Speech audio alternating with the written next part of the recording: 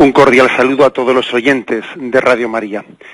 Un día más, con la gracia del Señor, proseguimos el comentario del Catecismo de nuestra Madre la Iglesia. Y hoy abrimos un artículo nuevo dentro de este Catecismo, el tema de las virtudes.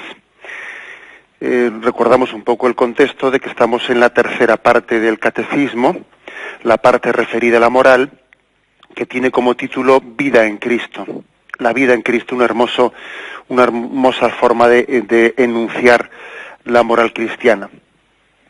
Y la vida en Cristo, esa tercera parte del Catecismo, pues comenzaba poniendo los fundamentos de cuál es la dignidad de la persona humana, la vocación a la que hemos sido llamados, a ser imagen y semejanza de Dios, nuestra vocación a la felicidad, al cielo, la libertad del hombre como un presupuesto para que pueda tener responsabilidad de sus actos morales.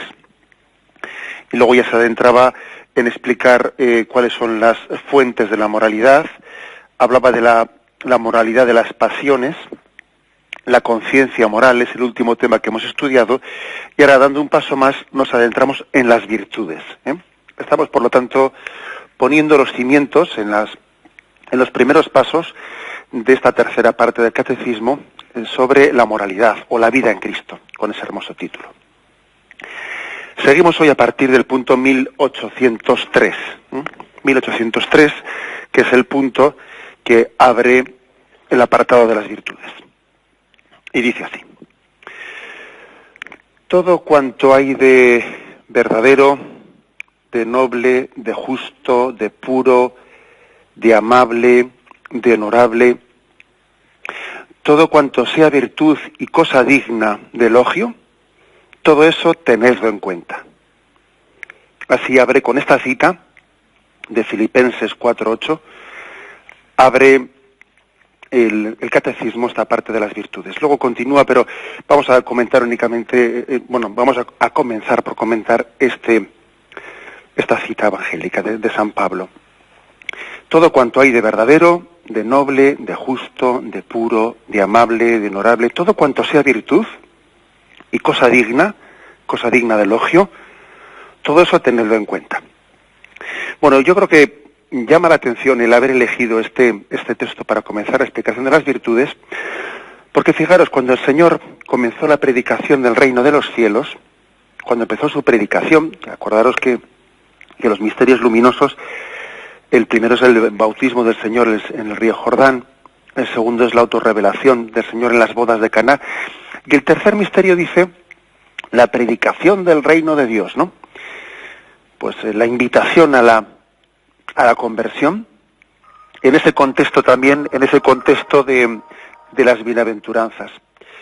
Pero démonos cuenta una cosa, el Señor comenzó su predicación, sí, principalmente diciendo: convertíos, creed en la buena nueva que se os trae.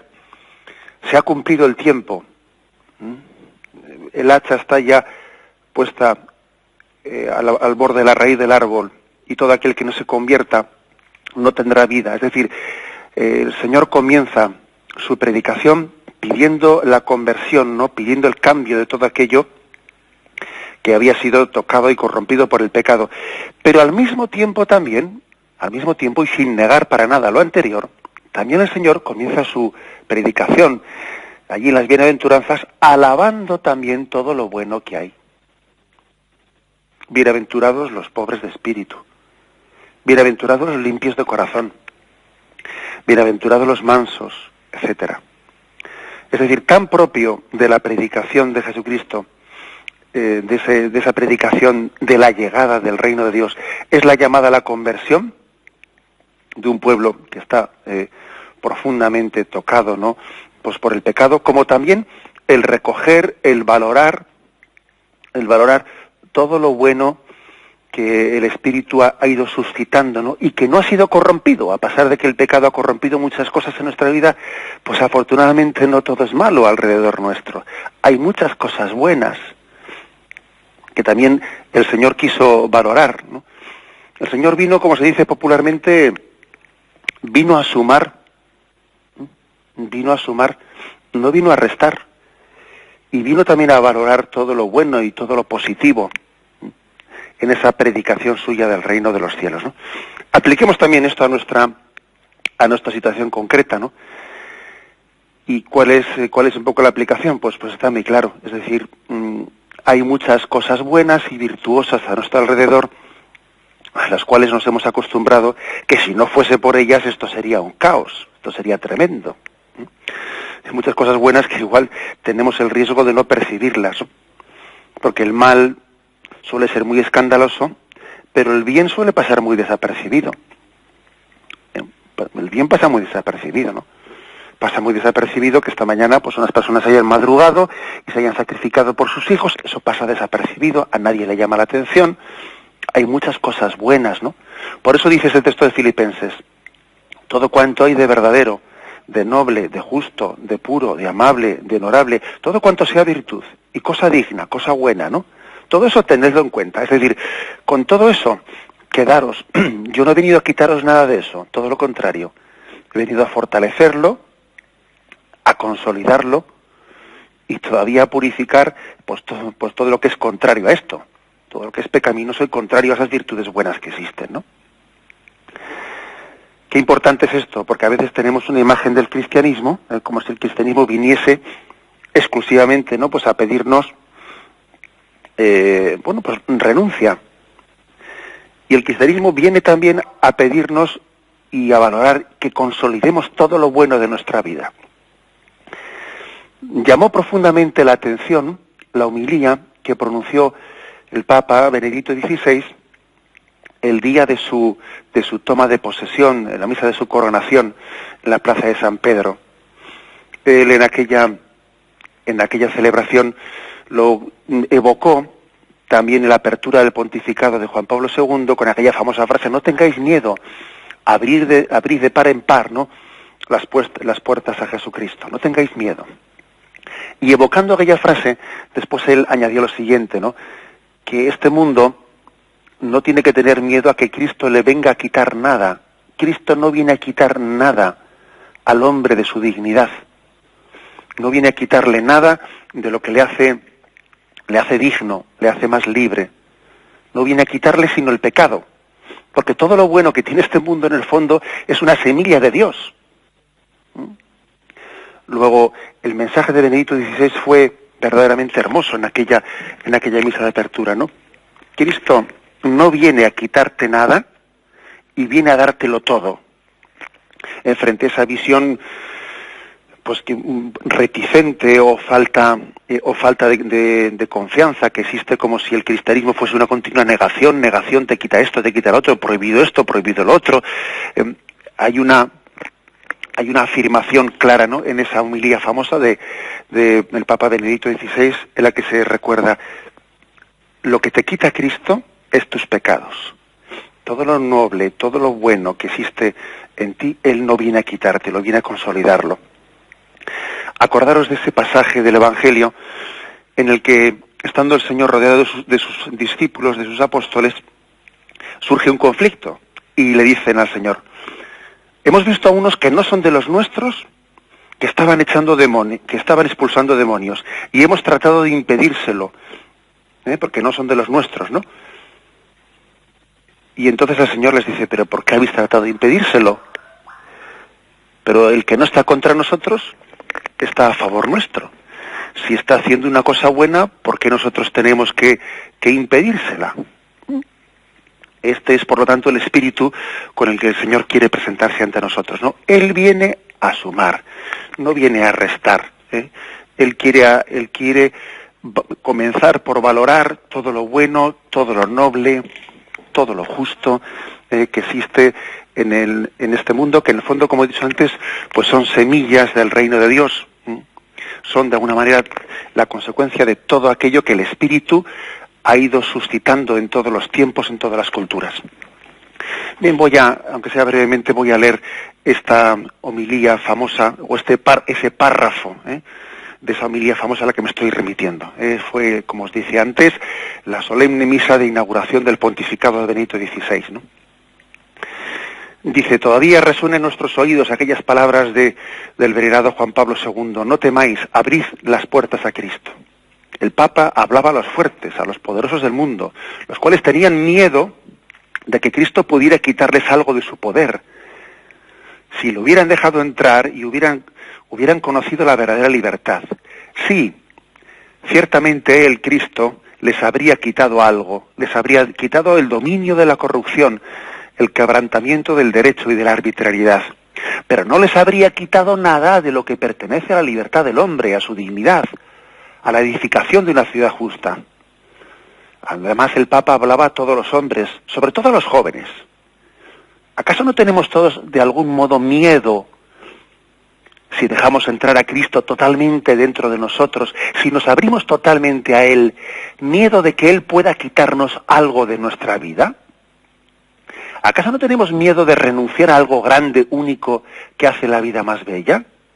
¿No corremos el riesgo de encontrarnos luego en la angustia y vernos privados de la libertad?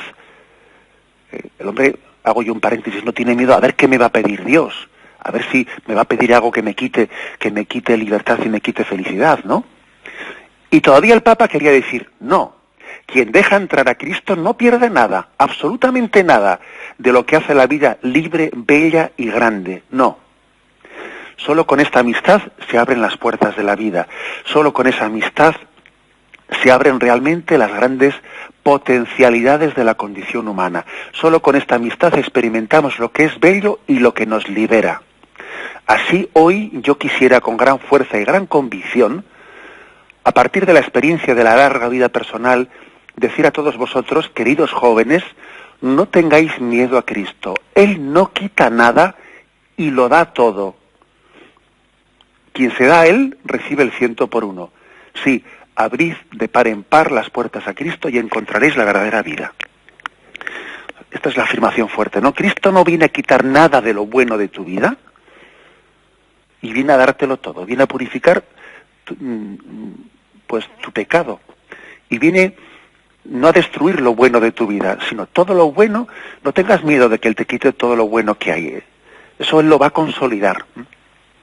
Así se comienza pues presentándose, ¿no?, este punto 1803 del Catecismo. Todo cuanto hay de verdadero, de noble, de justo, de puro, de amable, de honorable, todo cuanto sea virtud y cosa digna de elogio, todo eso tenedlo en cuenta.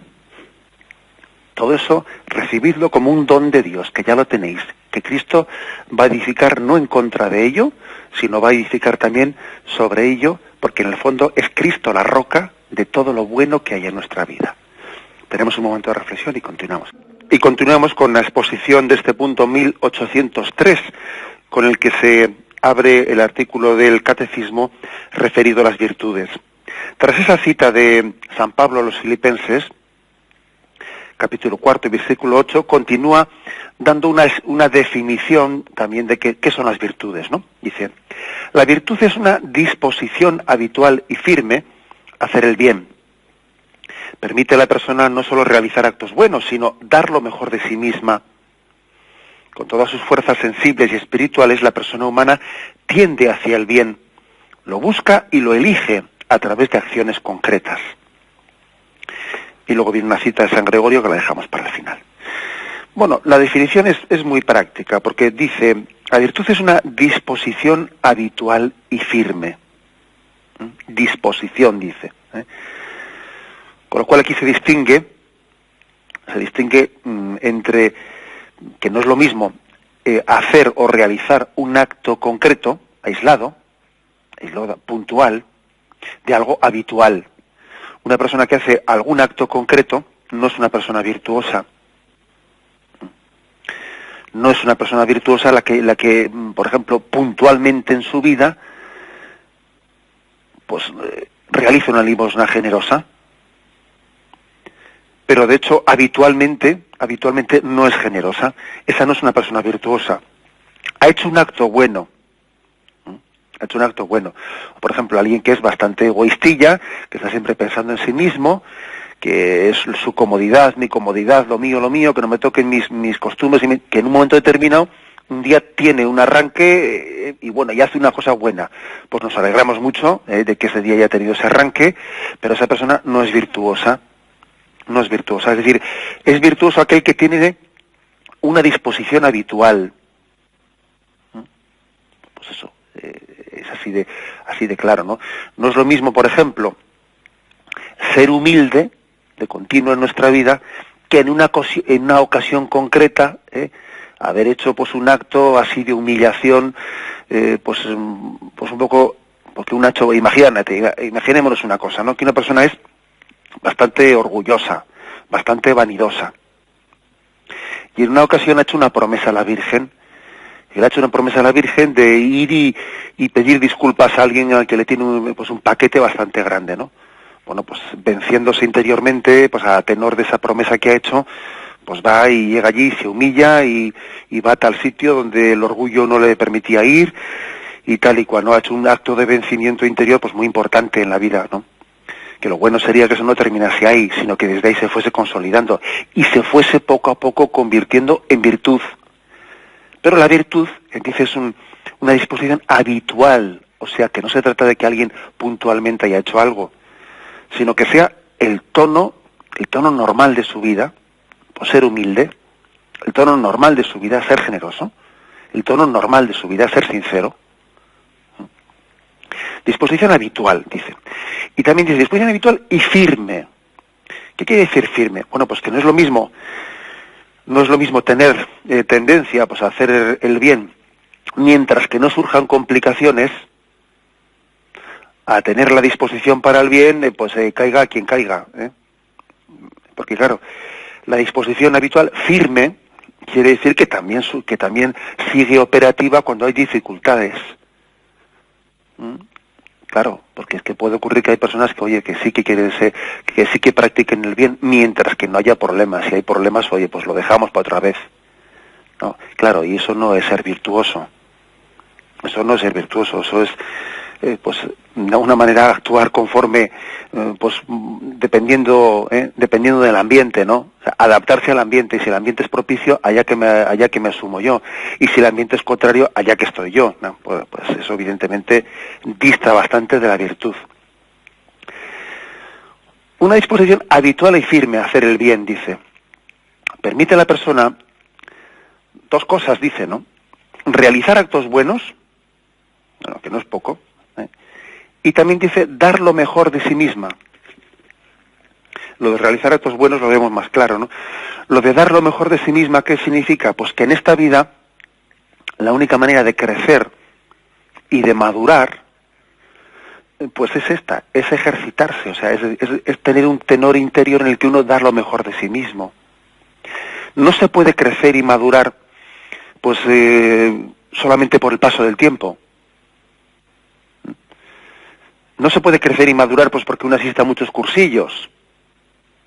Lo que a una persona le hace crecer y madurar es el ejercicio del bien, la práctica del bien. Lo otro no te hace crecer y madurar, ¿eh? El paso del tiempo, solo por el paso del tiempo, ya madurará con el tiempo. No. Eso ya sé que se dice como un refrán, pero no es cierto. Eso de que ya madurará con el tiempo, dependiendo si en ese tiempo ha practicado la virtud, entonces sí madurará, pero solamente porque pase el tiempo no hace madurar a nadie, ¿eh? Es más, solamente con pasar el tiempo, si alguien no practica la virtud, mucho peor todavía, porque entonces resulta que los defectos se convierten en manías. Claro, un defecto que no ha sido purificado y que no ha sido afrontado y que la virtud no ha trabajado en contra de él, solamente porque pasa el tiempo, mucho peor todavía, porque entonces se va a convertir en manía y ya no va a haber ya quien cambie eso. Me acuerdo que yo muchas veces le he escuchado a mi madre y a muchas personas cuando yo era pequeño, dice, tened cuidado porque los defectos de joven son manías de mayor. Los defectos de joven son manías de mayor, y es verdad. Solamente el tiempo por sí solo empeora las cosas. Luego no es verdad que uno madure solamente con el paso del tiempo, madura con el ejercicio de las virtudes, dando lo mejor de sí mismo, poniendo en práctica sus ideales. Así es como madura, de lo contrario empeora. Bueno, pues eso también es algo muy, muy gráfico, ¿no? Cuando dice aquí, permite a la persona no solo realizar actos buenos, sino dar lo mejor de sí misma. Pues porque es verdad que el hombre tiene unas grandes potencialidades dentro de sí, ¿no? Unas grandes capacidades que muchas veces no somos capaces nosotros de desarrollar, ¿no? El hombre tiene una capacidad de ser, o sea, Dios le quiere santo. El hombre puede ser santo si es dócil, ¿no?, a las inspiraciones del Espíritu Santo, si nos dejamos mover por Dios, por el Espíritu, si tenemos una determinada determinación, ¿no? Como decía Santa Teresa, de no guardarnos ninguna carta debajo de la manga y de entregar todo generosamente al Señor. Claro, ¿no? Esa es la clave, dar lo mejor de nosotros mismos, ¿no? Con todas sus fuerzas sensibles y espirituales, la persona virtuosa tiende al bien, lo busca, lo elige a través de acciones concretas. Es, por lo tanto, el virtuoso alguien que no para, sino no descansa, sino hasta haber dado lo mejor de sí mismo. Es un buscador del bien. Lo busca, no solo en teoría, en la práctica, porque es que es muy importante pasar de la teoría a la práctica. Tenemos un gran peligro de ser unos teóricos y decir cosas hermosas, ¿no? Y también los que predicamos, También los que predicamos diciendo, Dios mío, cuántas cosas bonitas y hermosas decimos, ¿no?, a lo largo de nuestra vida. ¿Y cuál es mi práctica? Y yo, pues en el día a día, estoy buscando el bien concreto y práctico. La persona virtuosa, dice, tiende hacia el bien, lo busca y lo elige a través de acciones concretas y pequeñas y prácticas. Que esto es muy importante. O sea, ojo con los grandes ideales, con las frases bonitas, que luego no se traducen en cosas muy concretas y prácticas, ¿no? Como aquella monja de un convento, ¿no?, que decía, sí, aquí mucha mística, pero a la hora de coger las cobas siempre somos las mismas. Y claro, pues tenía toda la razón. Tenía toda la razón. O sea, la virtud, mientras que no se traduzca en cosas concretas y prácticas, o sea, vamos a ver, no nos refugiemos en la teoría. Que la teoría pues está llamada a dar de alguna manera a resolver ciertos conflictos que tengamos dentro de nosotros, ciertas dudas, pero la teoría está llamada a lanzarnos, ¿no?, al día a día, las cosas prácticas en las que de hecho está teniendo lugar esa batalla. El vencimiento personal no se hace sino desde elecciones concretas y pequeñas e inmediatas por el bien en nuestra vida. Eso es lo que crea la virtud. Lo que crea la virtud. Bien, concluye este punto con una cita de San Gregorio de Nisa, hermosísima, ¿no? Una vez más, ¿no?, vuelvo a haceros ver qué elenco tan hermoso hace el catecismo de citas de los santos padres y de autores de la vida espiritual, ¿no? Es una maravilla el esfuerzo que ha hecho el catecismo de recoger todos estos tesoros, ¿no?, que estaban por ahí dispersos, ¿no? Bueno, pues una cita de San Gregorio de Nisa que dice: el objetivo de una vida virtuosa consiste en llegar a ser semejantes a Dios. Bueno, una frase más sencilla imposible, ¿no? Consiste en llegar a ser semejantes a Dios. ¿Qué quiere decir esto de ser semejantes a Dios? Bueno, pues que Dios tiene como su esencia, la esencia de Dios es ni más ni menos el bien por sí mismo. Dios no hace el bien porque le sea rentable. Dios no creó el mundo porque eso a él le fuese a reportar ni una especie de beneficio, no. Dios no hace el bien por imperativo, porque nadie se lo mande. No, a Dios no le manda a nadie. Dios no hace el bien por correspondencia, porque Él espere que le correspondamos, porque es que de hecho Él es omnisciente, lo sabe todo, y sabía que no le íbamos a corresponder. Y sin embargo hizo el bien. Por lo tanto, claro, Dios hace el bien por sí mismo. Acordaos de aquella frase de 2 Timoteo, capítulo 2, versículo 11, que dice: si somos infieles, Él permanece fiel, porque no puede negarse a sí mismo. O sea, Dios hace el bien, pues por coherencia, ¿no? Por coherencia, por sí mismo, el bien por el bien, no el bien por otra cosa, no, el bien por el bien, la verdad por la verdad, el amor por el amor. Por eso dice aquí, ¿no?, el objetivo de una vida virtuosa, dice San Gregorio de Nisa, consiste en llegar a ser semejantes a Dios. O sea, es decir, que seamos amantes del bien por el bien. de la virtud por la virtud, pues porque nos hace más dignos, porque es buena. ¿Y esto por qué lo haces? Pues porque es bueno. Hombre, pero porque es bueno, porque es bueno en sí, no me pidas más explicaciones, o sea, es decir, no me pides que yo estoy haciendo esto porque es rentable, porque saco algún beneficio de ello, porque espero que después tú también lo hagas conmigo. No, hago esto porque si no lo hiciese, me estaría contradiciendo conmigo mismo. Porque del que ama salen obras bondadosas, por coherencia, y eso es lo que nos hace semejantes a Dios. El obrar el bien por virtud, no por intereses, sino por virtud, ¿no? Eso es un don muy grande que tenemos que pedir, ¿no? Muy grande, y además ya que esta frase pues es de San Gregorio de Nisa, os invito también, ¿no?, a que por intercesión de este santo Padre, también pidamos este don de que al hacer el bien, ¿no?, pues lo hagamos teniendo como única razón de ser el propio bien, y así seremos semejantes a Dios. Y así podemos también, se podrá decir de nosotros lo que se dice de Jesucristo, ¿no? Ungido por el Espíritu Santo, pasó por el mundo haciendo el bien. Cristo pasó por el mundo haciendo el bien, claro, era lo lógico, de la bondad brotaba el bien, claro, pues como del peral brotan las peras, o del manzano las manzanas, ¿no?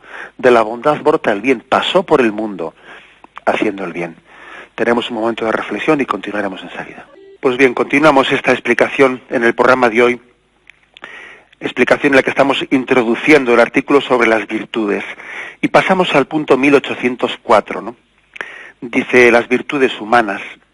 Las virtudes humanas son actitudes firmes, disposiciones estables, perfecciones habituales del entendimiento y de la voluntad que regulan nuestros actos, ordenan nuestras pasiones y guían nuestra conducta según la razón y la fe. Proporcionan facilidad, dominio y gozo para llevar una vida moralmente buena. El hombre virtuoso es el que practica libremente el bien. Las virtudes morales se adquieren mediante las fuerzas humanas. Son los frutos y los gérmenes de los actos moralmente buenos. Disponen todas las potencias del ser humano para armonizarse con el amor divino. Bueno, pues unas cuantas aquí matices y conceptos que ha hecho que vamos a intentar un poco pues explicar, ¿no? Igual comienzo por lo último, cuando dice las virtudes morales se adquieren mediante las fuerzas humanas. Esto no niega que también la gracia de Dios no nos sostenga, pero ahora explicamos esto. Se adquieren mediante las fuerzas humanas. Son los frutos y los gérmenes de los actos moralmente buenos. ¿Qué quiere decir esto? Pues quiere decir que, claro, que es el esfuerzo humano el que va creando una virtud, una disposición habitual. Pongo un ejemplo. Un remero, alguien que todavía pues no se ha acostumbrado a remar, al principio le cuesta un montón. Se le hinchan los brazos, se le hinchan las muñecas, lo pasa fatal, le duele, porque claro, tiene que seguir el ritmo ahí de la trainera o lo que fuere, ¿no? Y eso se le resulta muy duro. Él no tiene la disposición habitual de tal cosa. Al principio requiere un esfuerzo, pero claro, llega un momento en el que va haciendo músculo, y al final pues va adquiriendo unas facultades de poder remar con facilidad, ¿no? Ese es el virtuoso. Pongamos el ejemplo, pasemos de lo físico a lo moral. Al principio, pues él requería un gran esfuerzo porque, claro, no tenía acostumbrado su cuerpo a esos esfuerzos. Pero una vez que va haciendo ese esfuerzo de una manera habitual y continuada, ha adquirido una facilidad, una disposición, y puede conducirse y puede tener esa capacidad de remar, ¿no? sin que eso suponga que se esté derrengando, ¿no? Bueno, pues ese ejemplo pasémoslo a nuestro caso concreto. Como os decía antes, una persona virtuosa no es la que hace alguna cosa buena suelta, pero sí es cierto que para poder llegar a tener la virtud, la disposición habitual, claro, ha sido necesario que tenga actos, que se tenga que vencer a sí mismo, que tenga que poner todo ese esfuerzo humano para ir adquiriendo esa virtud, asistido por la gracia de Dios, por supuesto, que este aspecto aquí en este punto no se afirma, pero se afirmará posteriormente. O sea, esto es muy importante, porque fijaros que previamente ha dicho que las virtudes proporcionan facilidad. Claro, ese remero luego tiene facilidad de remar. Y uno que entra nuevo en la trainera dice, pero ¿cómo aguantas tú estos ritmos? A mí se me hinchan las muñecas y los brazos. Claro, porque todavía no tienes esa virtud, todavía no tienes esa capacidad. Necesitarás ser muy constante y esforzarte y de alguna manera vencerte a ti mismo y no cansarte hasta que puedas adquirir esa capacidad. Eso pasa también, ¿no? La virtud cristiana pues proporciona facilidad para obrar el bien. Y ojo, que solemos a veces confundir los términos. A veces, por ejemplo, dice uno, qué virtuoso ha sido, qué virtuoso. Le ha costado un montón, pero lo ha hecho, ¿no? Pues yo qué sé, este chico ha hecho un gran esfuerzo y el domingo se ha levantado de la cama para ir a misa. Hombre, muy virtuoso no será, si no, no le hubiese costado tanto. Nos alegramos de que haya hecho pues ese esfuerzo tan grande, pero es que la virtud hace que el bien pueda hacerse pues de una manera cuasi espontánea, con facilidad, ¿no? Pues por ejemplo, alguien que le cuesta mucho pues estudiar, ¿no? Si fuese dice, uy, qué mérito tiene, qué mérito tan grande, qué virtuoso es, ¿no? No, si la virtud, ni siquiera el mérito tampoco, aunque ahora no hablamos del mérito, ni la virtud ni el mérito no se miden por cuánto me cuesta hacerlo. Más bien, si me cuesta mucho, es señal de que me falta virtud. Claro, de que me falta virtud. Bueno, pues este es un matiz importante. La virtud hace que el bien, como es casi connatural con nosotros, pues se ha hecho más espontáneamente que si no tuviésemos virtud, que entonces cuesta muchísimo más hacerlo, claro. Bueno, pues hecha ese matiz, ¿no? La definición primera, he comenzado por lo último, voy al principio, decía que las virtudes humanas son actitudes firmes, estables, perfecciones del entendimiento y de la voluntad, o sea que son el entendimiento y la voluntad los que tienen que regular nuestros actos.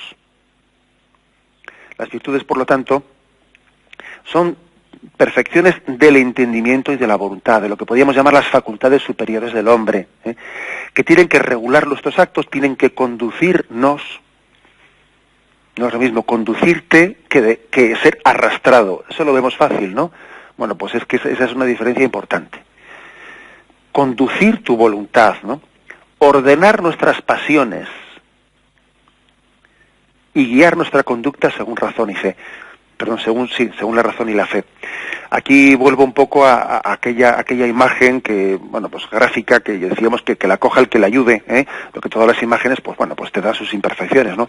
Aquellas imágenes que decíamos, bueno, pues de cómo las pasiones podían ser equiparadas a unos caballos que tiran con mucha fuerza del carro, ¿no? Y decíamos pues que es la razón y la voluntad los que tienen que llevar las riendas de esas pasiones. Las pasiones en sí no son malas, pero claro, es más, son vitales para que el hombre tenga energía y tenga impulso, pero si no son conducidas correctamente por la razón y la voluntad, nos desvían y nos llevan a donde fuere, ¿no? Bien, pues en este ejemplo, ¿qué sería la virtud? La virtud sería la disposición de esa razón y esa voluntad, una disposición a conducir bien esas pasiones. Es como si el que conduce el carro dijese, ya le he cogido yo el truquillo a estos caballos, ya sé yo por dónde llevarlos, ya les tengo cogido el pulso y estos caballos ya me obedecen bien, sé de qué manera tengo que animarles, o sé cuándo tengo que coger el látigo y tengo que zurrarles. O sea, es decir, la virtud sería una disposición habitual en la que alguien va adquiriendo pues una capacidad de conducirse en la vida, de ir regulando, o sea, de ir conduciendo sus pasiones desde la razón y la voluntad. Esa sería si queréis, un poco pues por completar la imagen, por completar la imagen, una disposición habitual de conducir bien nuestras pasiones desde siendo gobernadas desde la razón y la voluntad, ¿no?